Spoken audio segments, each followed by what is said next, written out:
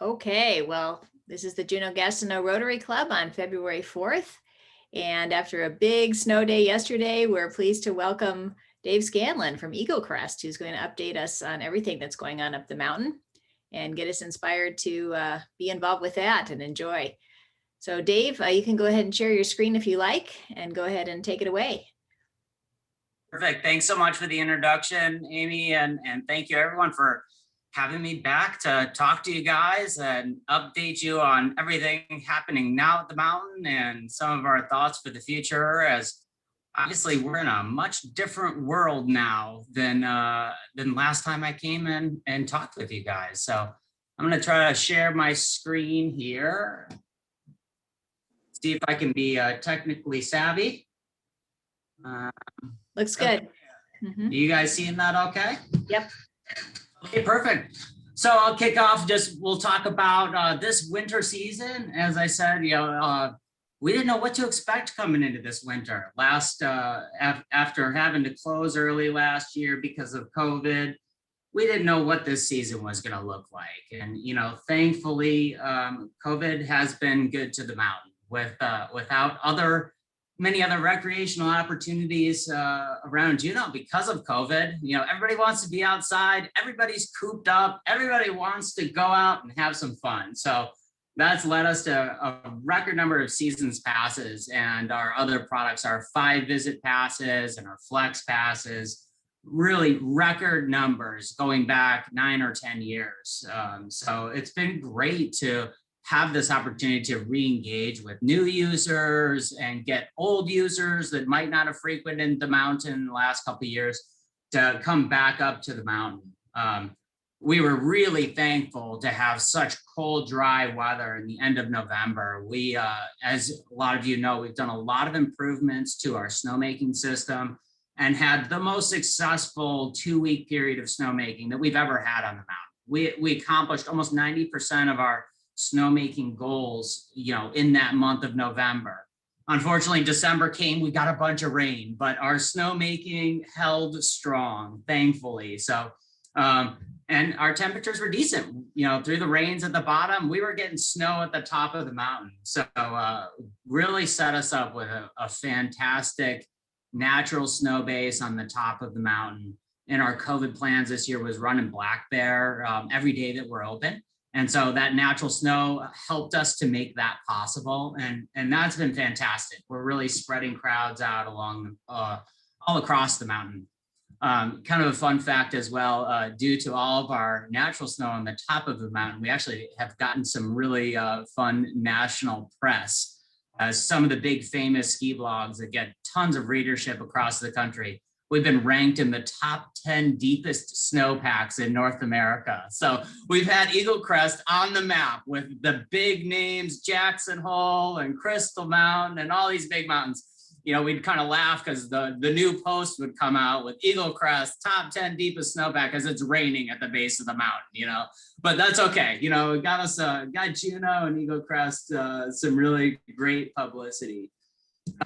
Also happy to report, I'll talk a little bit more later, that our guests have really been compliant with our COVID operating plans and all of our mask mandates and the policies that we put in place to allow us to be open and keep everyone safe. And huge thank you to CDJ Assembly. They supported us with some additional CARES Act funding to put up these outdoor seating areas and tables and heaters for those, and some additional general funds so we could operate Black Bear every day and have the staff we needed to make modifications to our food service program and some of our other operating centers. So I thought this would be fun little stats to share here. I talked about all the seasons passes and multi-card visits that we sold this year. So here in FY21, this is grand total revenue for us for just seasons passes, multi-cards, and those flex pass sales. So you could see we're up here at 990,000, just way ahead of all the other years. FY17 was probably the closest there at 924. So it's fun to see this. This is just a great opportunity after the 2015-16 seasons, low snow, hardly any operations on the top of the mountain, we kind of saw this migration of the kids. They went to hockey and they went to soccer, and then they liked that, and the siblings kind of followed along that trajectory. So, we saw this kind of lapsing, and now we feel really this is our opportunity to get people back engaged at the mountain, and the numbers are showing that's definitely happening. Last year, we came up with our new product called the Flex Pass. So it's kind of a membership. Last year or early season, for $100, you could be a Flex Pass holder, which then let you buy your day lift tickets for half price. So the idea was to lower the price point, get people back to the mountain, and hope that we convert them into buying a season's pass again because they missed hanging out with their friends. So you'll see the initial purchase here, 40,000 in Flex Pass sales last year, 31,000 this year. So we saw that conversion of those Flex Pass holders into becoming Seasons Pass holders again. So I want to just give an overview of the changes we've made to the operations to manage COVID-19. So we've got no indoor seating in the lodge. Our rentals, we've been doing a pre-fit program for anybody who wants to rent equipment. That way we can tell who's in the lodge, we can size them up. Then when they come up for the day of skiing, they're already in the system. We know the size boots and the size skis they need. We can fit them up and then deliver that equipment outside the lodge. So we're really minimizing the customer contact there. We're metering people in and out of the retail shop and the repair shop. So we only have one ski party in the shop at one time. And it's been working. People are still getting a lot of ski repairs and a lot of ski mounting done. We've changed our food service program to basically a to-go system. So you'll order your food in an exterior window and then pick your food up in a to-go container from an exterior window. So that's also working. And now that we have our heaters and our outdoor tents, we're seeing the popularity of the food service program coming back up. Lots of demand for ski lessons. Again, people want to get out there and do it. So the snow sports director and her staff have done a fantastic job coming up with more lesson times throughout the day and smaller group sizes. So we're limiting the interaction from other groups that aren't family units or aren't part of the same social bubble. And on a lot bigger lift maze terminals. So we've got 6-foot separation on different lines waiting to board the chairlifts. And then, as I said, with Black Bear Chair running every day, we're spreading people out across the mountain really successfully. So most days we're not having much of a lift line in any of the lift portals. So that helps us maintain our social distancing.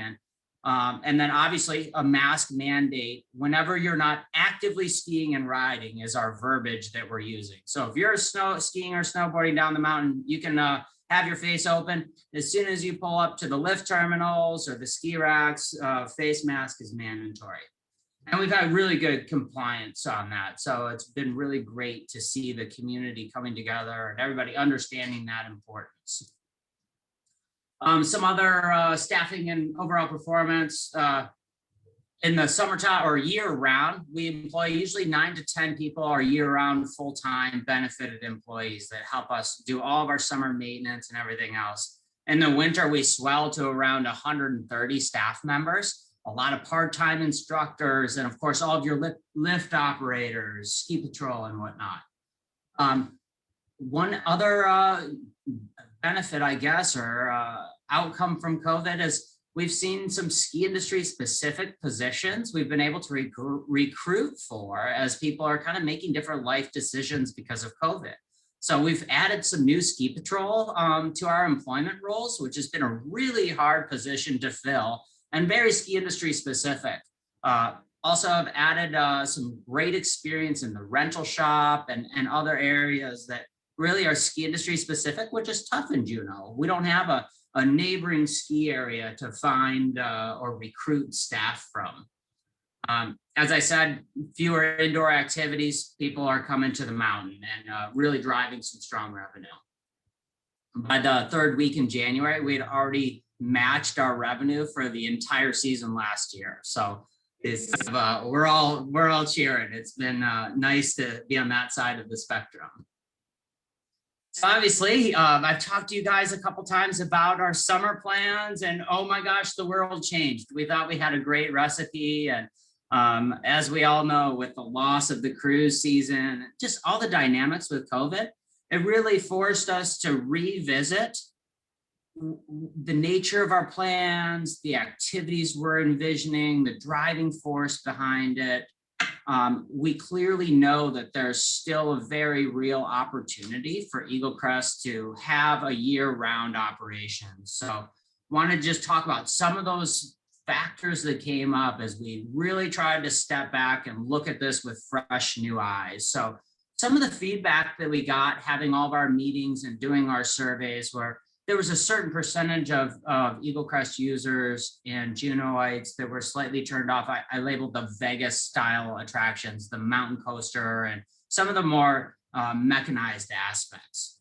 So we really kind of pulled back and said, well, what do Juneauites like to do that's also attractive to visitors? And it's access to the wilderness, access to the mountains, cabins. You know, it's that whole experience, the mountain running, the mountain biking. And then as we were going through the process before COVID, we were engaging obviously with some of the cruise lines and talking about what they wanted to see for new attractions. And obviously we got a lot of positive feedback on everything we were talking about, but we were kind of given the challenge by one of the big lines of coming up with really a standalone keystone attraction, something that would be a little bit more than the gondolas. Those gondolas are, you'll see them in Disney World and in urban transportation, and you know, Huna has their gondola to the zip line. So what was a keystone attraction? So that kind of really put a challenge on us to get creative. With COVID, we're seeing, as I've been talking about the demand for winter sports, but also all outdoor recreation.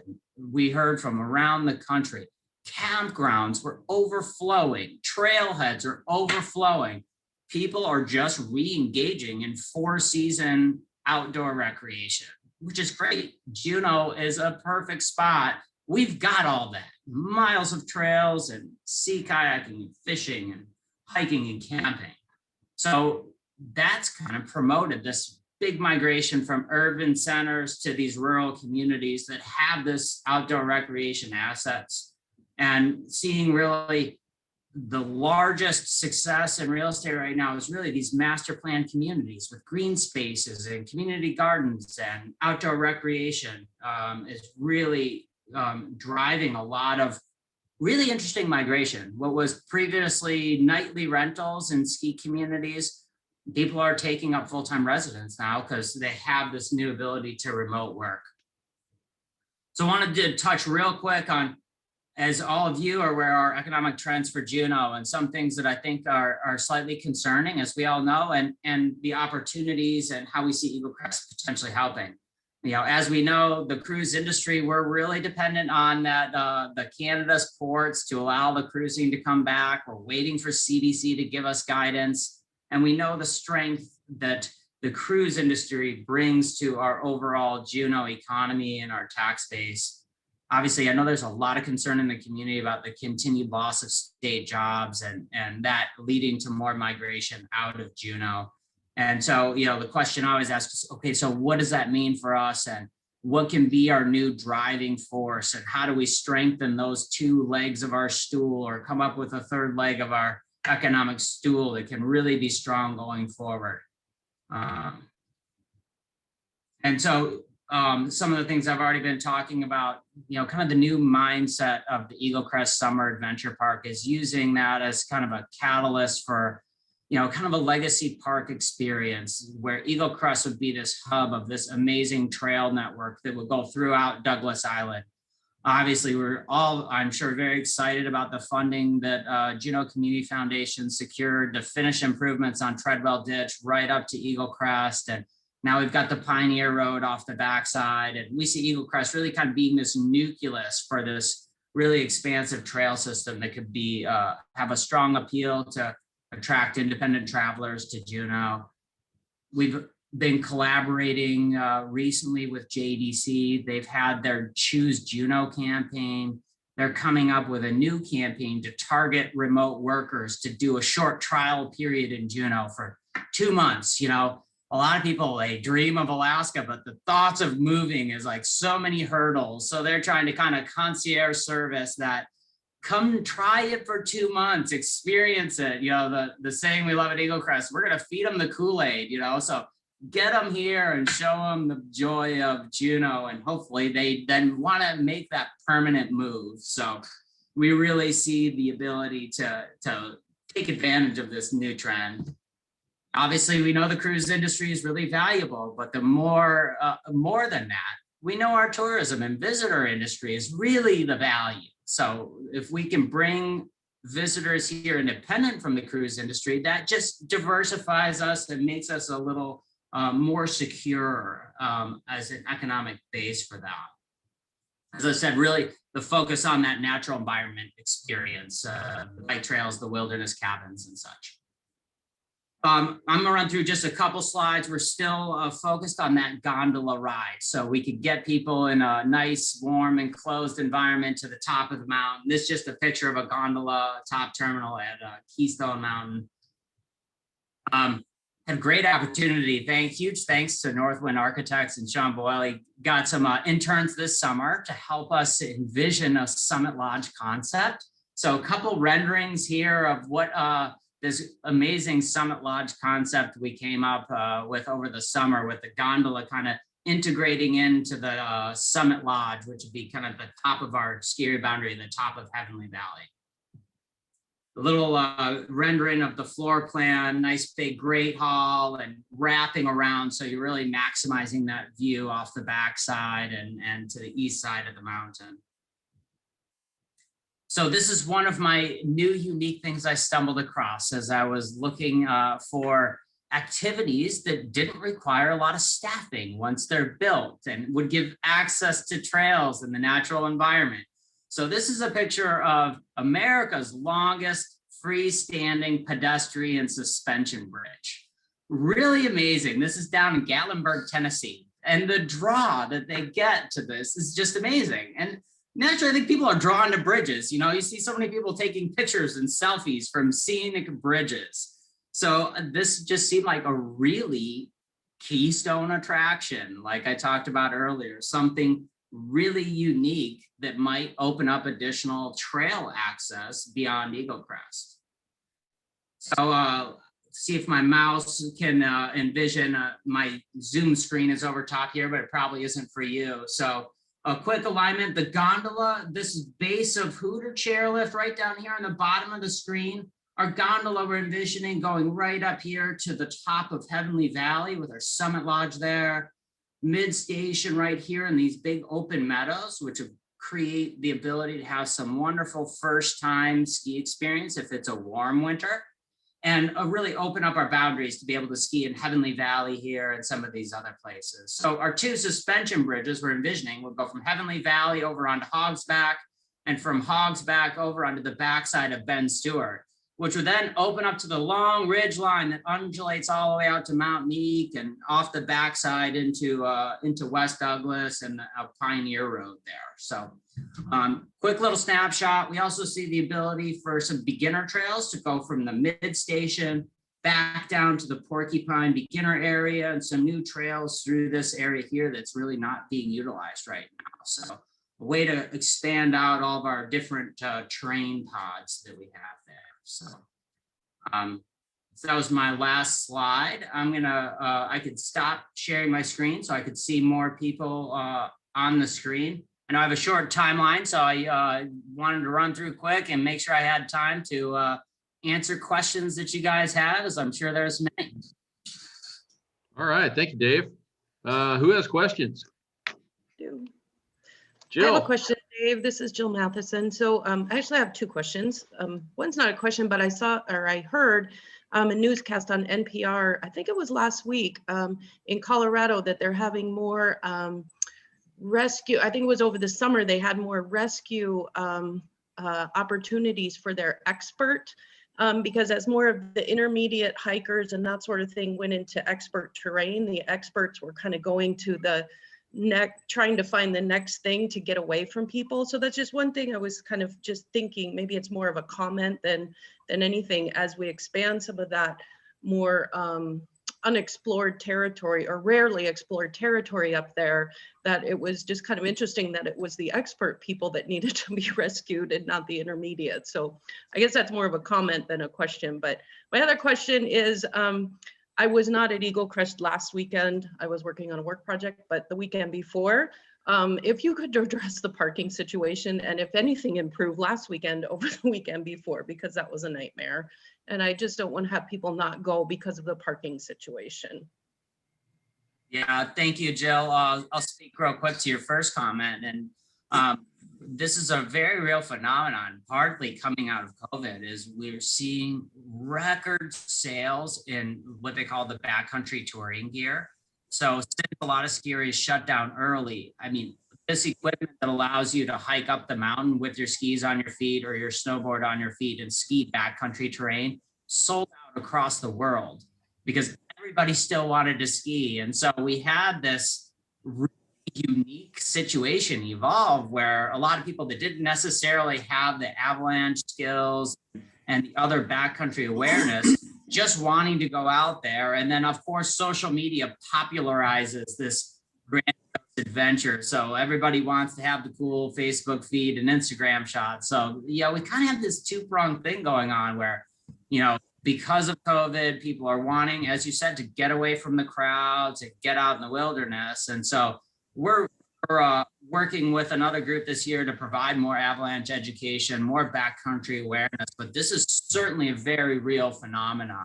And thankfully, Juneau has that culture of mountaineering and backcountry awareness already. So we're in a good position, but we certainly need to put extra attention to that education. And to speak to your parking, yes, the previous weekend was, it certainly caught us, you know, big snow weekend, you know, and I think what we're having happen is there's less carpooling because of COVID. People are driving up more independent. So obviously with record seasons pass sales, after snow day, people getting snow in their yards, everybody wants to be at the mountain. And we had a situation where we got double parked on both sides of the road. And so this past weekend, we had our staff out there to ensure that didn't happen so we could have two-way traffic. And then we're actually working with DOT to get some signage up that says no parking this side of road on the uphill lane. So we want to get people into the traffic pattern where they'll come into the parking lot, do a full lap through the parking lot looking for open spaces. If there are none, then they can park on the downhill side. Or they could go to the Nordic lot, turn around in the Nordic lot and come back and do another loop. So as long as we can keep that uphill lane free and clear, it's going to help with that congestion problem, you know, and we kind of been halfway joking around about needing a bigger parking lot and wanting to have some overnight parking or RV parking spaces. And the joke was definitely on us that weekend. Yeah, the parking was an eye opener. So we've made some changes and things were much smoother this past weekend. All right, I John. appreciate it. Thank you. Hey, I was in mountain rescue for 30 years down in Washington, and we worked very closely with all the national parks down there on rescues. And are you working with Juneau Mountain Rescue on your plans and for them to respond to how they would perform rescues in certain situations like your Sky Bridge and backcountry operations and with the local helicopter operators and the Coast Guard?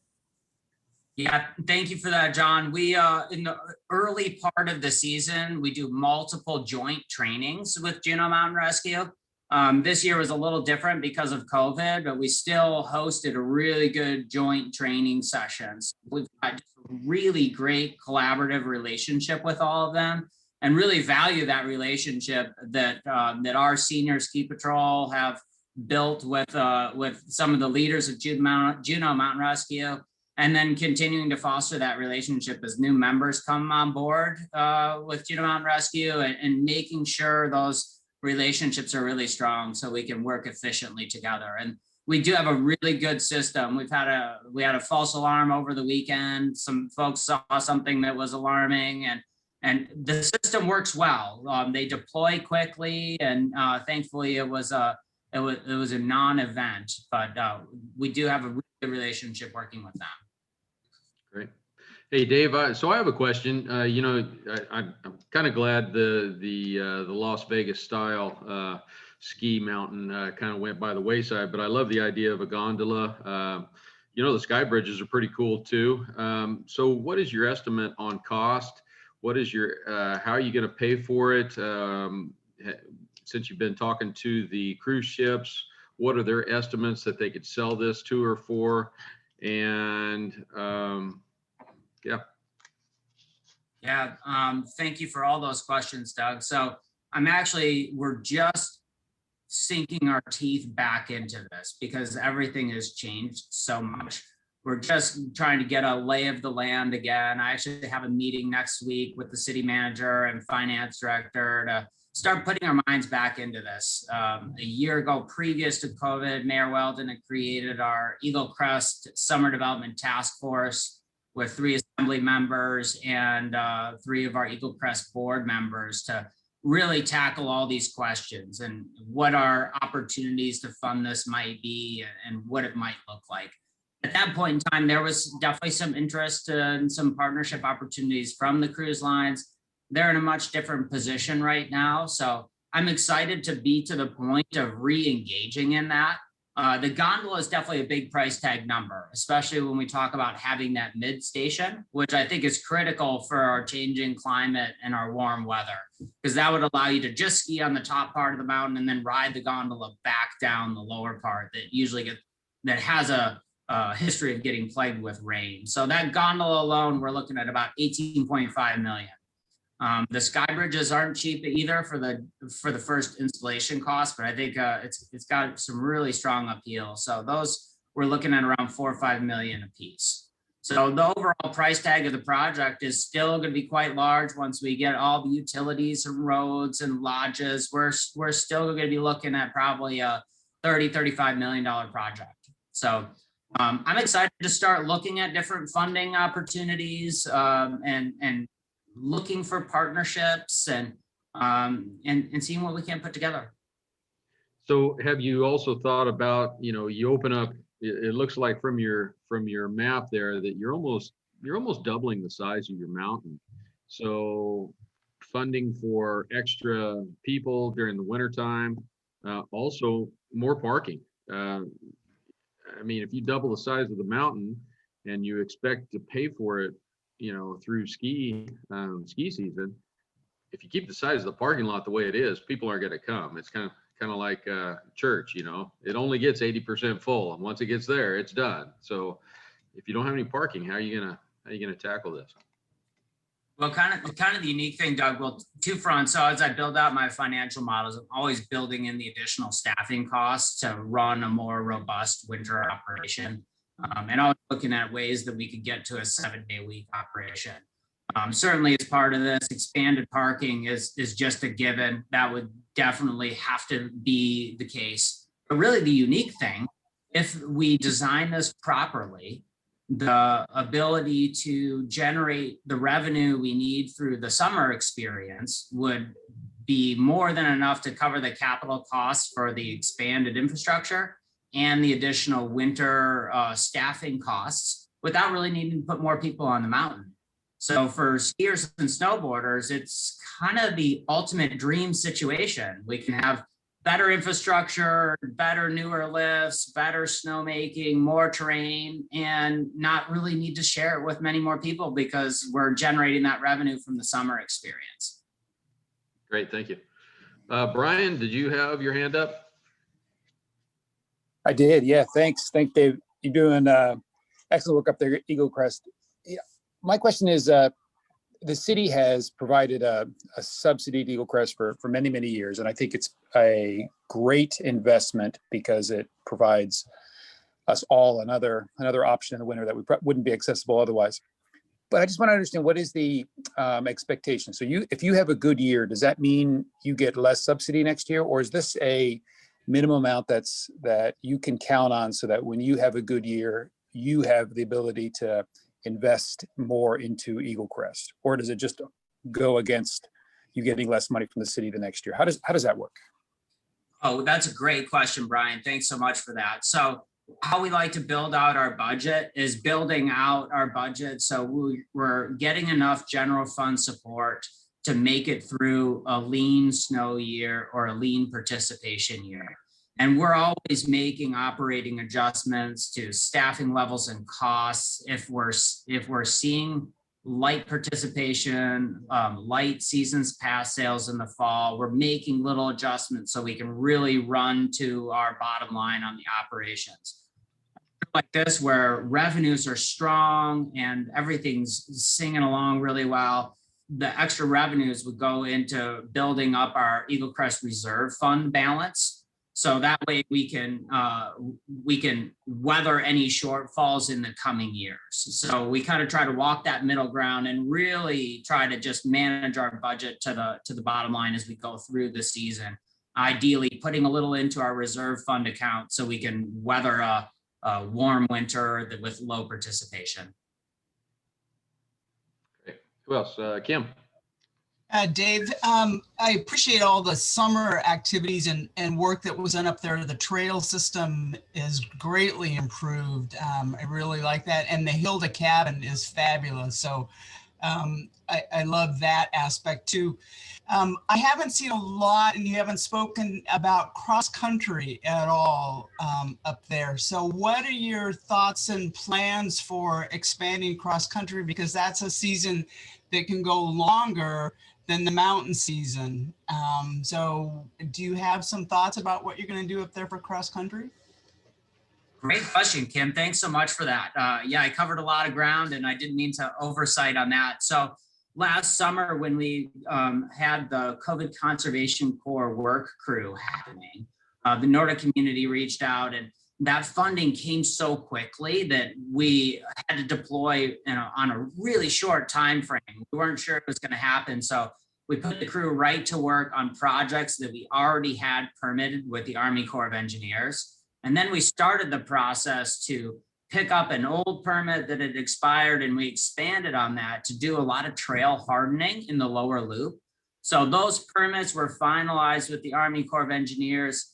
I think it was like early October, right when the building season was finishing up. So kind of our goal right when ski season starts, as soon as the snow comes out of the lower loop, is to harden kind of the core artery, do a lot of trail improvements and trail hardening in the lower loop from the lower Nordic parking lot through the back end of the meadow loop and a little spur that connects over going down towards Treadwell Ditch. So on a low snow year, we've got that nice firm base to groom off of, so we can be more like the campground is, or more like Montana Creek, where they can groom with very little snow.